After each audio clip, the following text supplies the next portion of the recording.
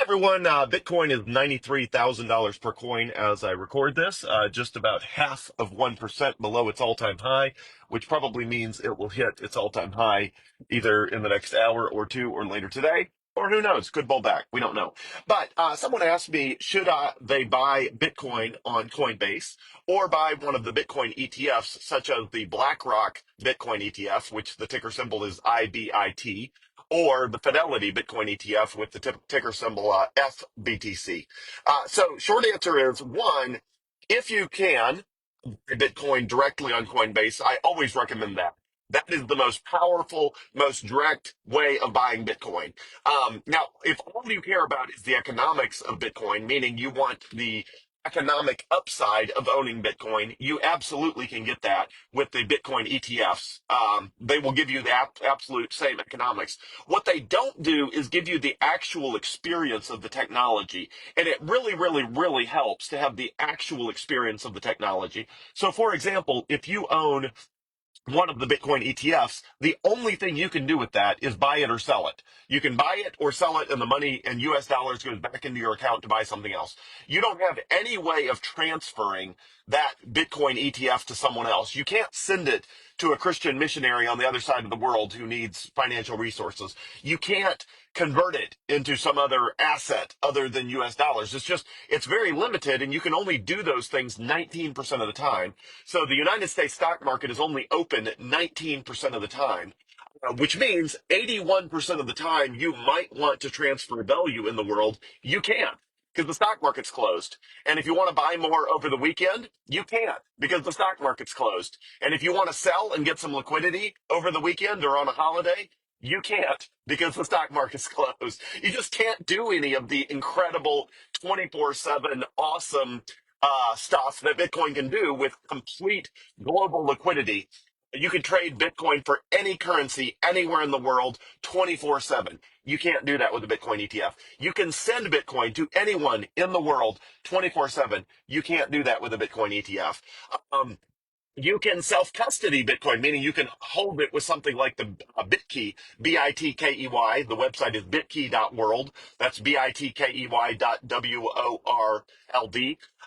You can actually self-custody your Bitcoin, which means nobody in the entire world can stop you from transacting Bitcoin, can freeze your account, can seize your assets, unless they seize you. Like, that's not true with a Bitcoin ETF. With a Bitcoin ETF, you could log into your account any day and find out that your assets are frozen for some reason. Maybe you got added to a terrorist watch list by accident. Maybe somebody's messing with you. Who knows? But Bitcoin's not that way. With actual real Bitcoin, especially on self custody like BitKey, you can transact with absolutely anyone in the world, anytime, day or night, 24/7, and absolutely nobody in the world can stop you. And you just don't get that with the Bitcoin ETF. So it's the equivalent. I've been trying to think of a good analogy, and I have not been able to think of one. But it's the equivalent of buying stock in Edison Electric versus electrifying your house. Like the experience of electricity, where you can actually turn light switches on and off, is a big deal. Getting the actual benefits of electricity, as opposed to just owning stock in the electric company, even if they somehow gave you the exact same financial benefits, experiencing the actual power of electricity and the way it can transform things in your life is a big deal. Same with transportation. Owning a vehicle and understanding the benefits of transportation is just different than owning stock in a car company, even if somehow the economic benefits of those two things happen to be exactly identical to you. Same with publishing content on the internet or sending an email or any of these things. If there was a way to own a share of stock in the activity versus experience the incredible power of the activity yourself, it's just a lot more powerful to experience Bitcoin in all of its incredible glory, which you can by buying it on Coinbase. And especially if you self-custody it with BitKey, you get to experience all of that power of being your own bank yourself. Now, again, the Bitcoin ETFs economically will give you the same economic upside, but you just don't experience that power in the palm of your hand. It's not, you don't experience that. In addition, with Bitcoin, for example, on Coinbase, you can use the Coinbase debit card to actually buy stuff with Bitcoin. Anytime, anywhere in the world, you can buy anything you want with Bitcoin, anywhere that accepts Visa, MasterCard, Apple Pay, Google Pay, contactless payments, or any mobile app that allows you to link it to a debit card. So you can buy Bitcoin with literally anything anywhere in the world 24/7 all the time. And again, you can't do that with a Bitcoin ETF. With an ETF, all you can do is that you can exchange US dollars to get the Bitcoin ETF. And then at some future date, you can exchange it back to get US dollars, hopefully more US dollars, as compared to however much uh, you had originally. So again, the economics are the same. It's just very different owning the real power of the real technology in the palm of your hands 24/7. So if you can buy the real thing, buy it on Coinbase, get the real thing.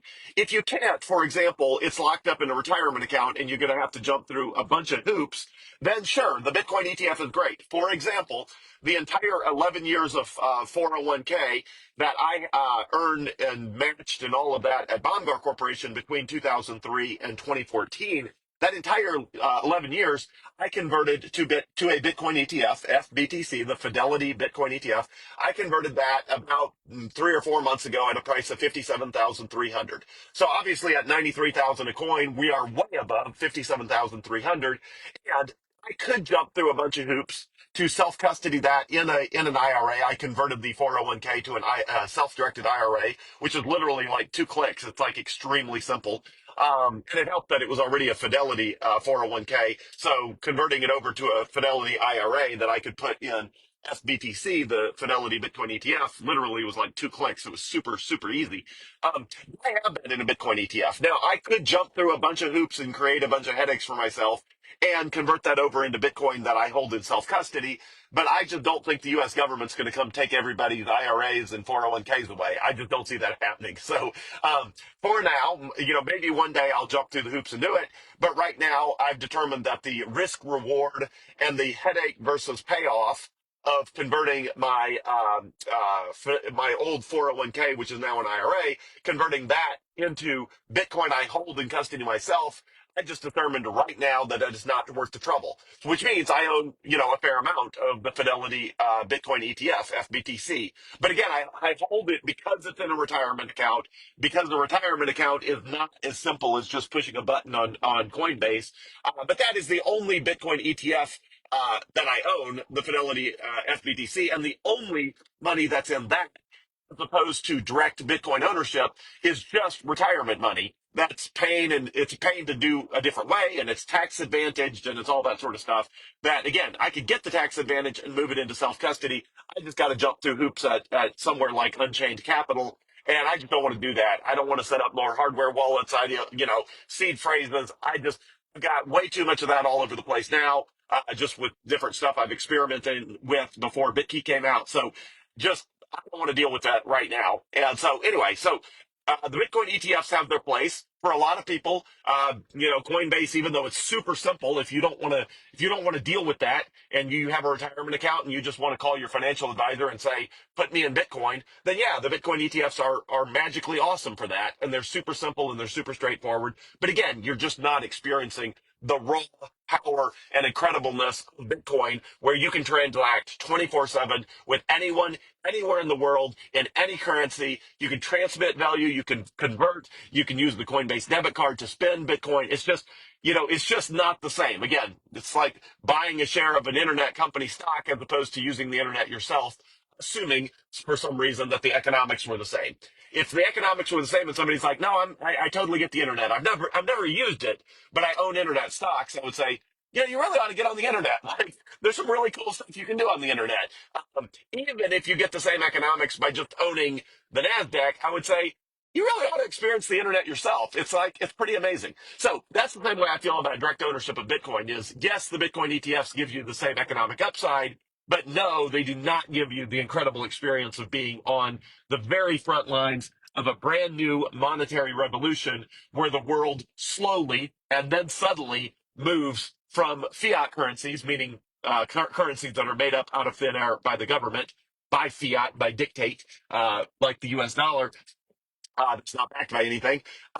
As the world moves from that to an entirely new monetary system built on Bitcoin, you can be on the front lines of that and experience it firsthand in the palm of your hand, front lines by buying it on Coinbase, especially if you self custody with something like BitKey. But even owning it on Coinbase lets you transact 24/7 and send it to anyone anywhere in the world and all of that, which again, you just can't do with the Bitcoin ETF. So, in summary, Bitcoin ETFs, yes, they do give you the same economics as direct ownership of Bitcoin, but no, they do not allow you to experience being on the front lines of the new monetary revolution that is sweeping the planet right now, that you are still very early to, because 95% of Americans still don't own any Bitcoin. So, and, same was true for companies, and no countries that have their own central banks own Bitcoin in their treasury. So, like, you can front run all of that. You can be on the front lines of all of the exciting stuff happening in the world of Bitcoin by buying Bitcoin right now. And again, if you have the ability, I would buy it on Coinbase. If you don't,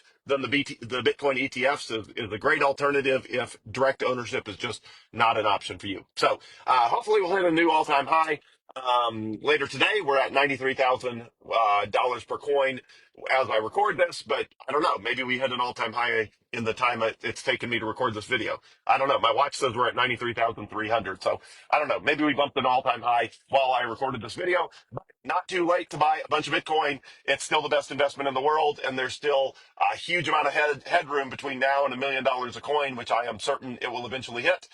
It might take it 5 or 10 years, but you can still 10x your money buying as much Bitcoin as you possibly can, and just sitting on it for 5 years or 7 years or however long it takes. Might be a lot faster. So join the monetary revolution, and have a great day, everyone. Thanks.